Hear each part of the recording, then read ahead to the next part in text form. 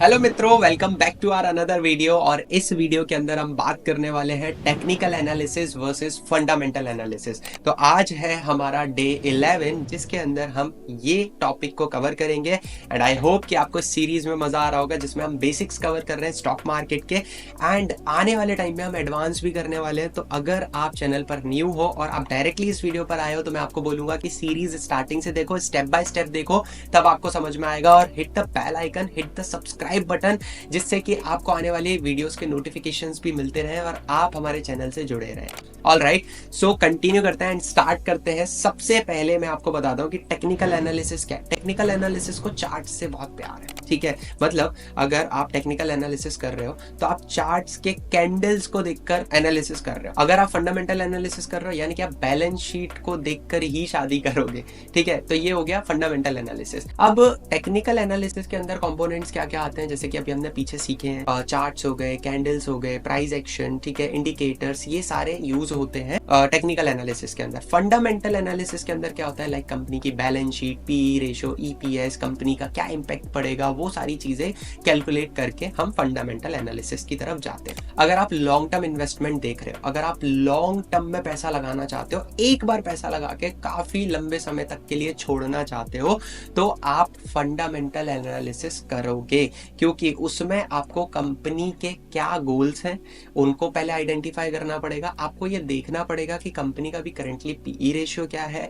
EPS क्या है, dividend क्या दे रही है, और अनदर आपको बाकी सारी चीजें पूरा देखना पड़ेगा। इसके लिए मैं आपको एक एप्लीकेशन भी सजेस्ट कर देता हूं। आप अपने पीसी में या फिर मोबाइल फोन में उसको डाउनलोड कर सकते हो। स्क्रीनर करके एक एप्लीकेशन है, और कोटक नियो भी आपको काफी सारी मतलब इंफॉर्मेशन देता है। तो आप इन दोनों एप्लीकेशंस को जाओ, गो थ्रू करो, यूट्यूब पर देखो कैसे इनको लॉगिन करना होता है, ओपन करना होता है, एंड आप इसमें लॉगिन करके किसी भी कंपनी की पूरी कुंडली निकाल सकते हो, ठीक है। तो आप बैठ के देखो, पढ़ो, क्योंकि फंडामेंटल एनालिसिस ना बहुत सारे लोगों को बोर करती है। भाई मेरे को खुद भी करती है, मैं ज्यादा नहीं करता हूँ फंडामेंटल एनालिसिस, अनटिल और अनलेस तब तक नहीं करूंगा जब तक मेरे पास बहुत ह्यूज फंड नहीं आ जाएगा, ठीक है। अभी के लिए फंडामेंटल एनालिसिस में मैं ज्यादा फोकस नहीं करता हूँ, बट अगर आप करना चाहते हैं, आपके पास अच्छा खासा कैपिटल है, आप ये दो एप्स को यूज करो, आप पूरी कंपनी की कुंडली निकाल सकते हो। दूसरा होता है टेक्निकल एनालिसिस, जिसमें अभी हमने बात करी intraday trading, swing trading, positional trading. अगर आपको ट्रेडिंग पसंद है तो आप टेक्निकल पे जाओगे, अगर आपको इन्वेस्टिंग पसंद है तो आप फंडामेंटल्स पर जाओगे,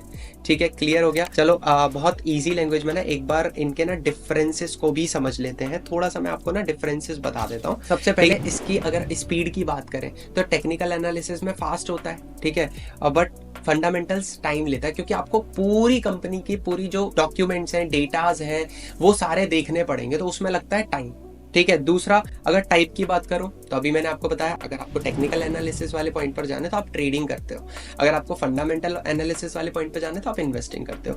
तीसरा, डिसीजन।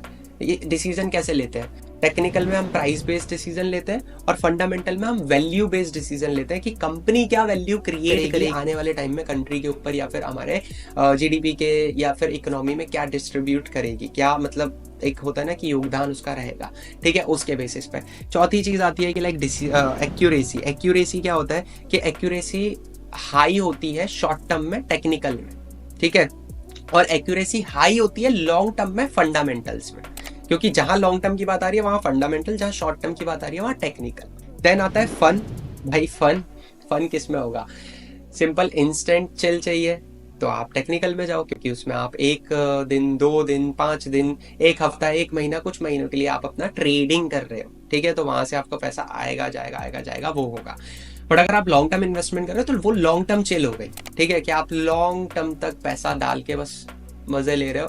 जैसे होता है ना कि बीच पे बच्चों को ले जाके छोड़ दिया, अब आप आराम से बीच पे बस रेस्ट कर रहे हो, ठीक है, वो खेल रहे हैं अपना, तो लाइक दैट, ठीक है।